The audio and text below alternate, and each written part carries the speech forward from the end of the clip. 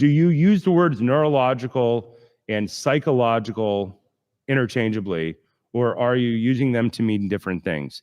I use them to mean different things entirely.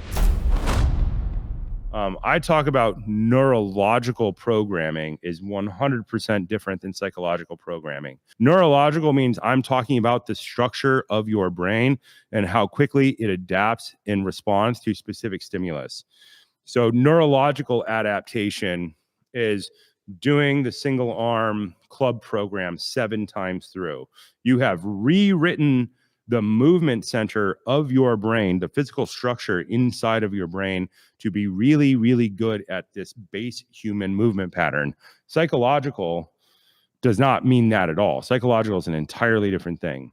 Neurological means I'm trying to drive the driver. I'm trying to change the hardware as well as the software to drive things. That is, if anybody who practices Kung Fu, it is neurological programming. You're trying to build your brain and your body's ability to create specific responses. So whenever I talk about neurological load, I'm talking about putting enough load and demand to force the structure of your brain to change, to drive your body to create permanent athletic change.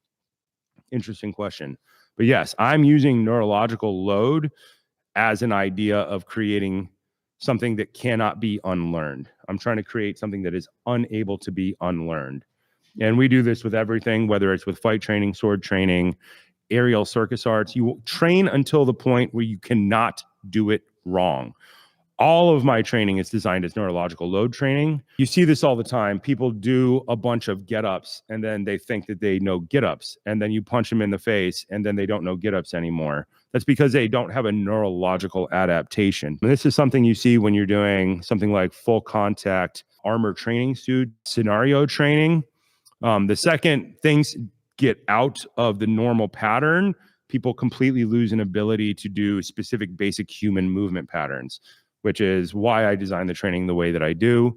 If you've ever done something like tactical firearms training and you're doing live fire get-ups where you close your eyes, they punch you in the face, you get knocked down, and then you have to get up while shooting moving targets, you'll see instantly that people put the wrong hand on the ground and they can't get up off of the ground and they get stuck in a loop. And that means that they have not neurologically adapted to the demand that we want them to adapt to.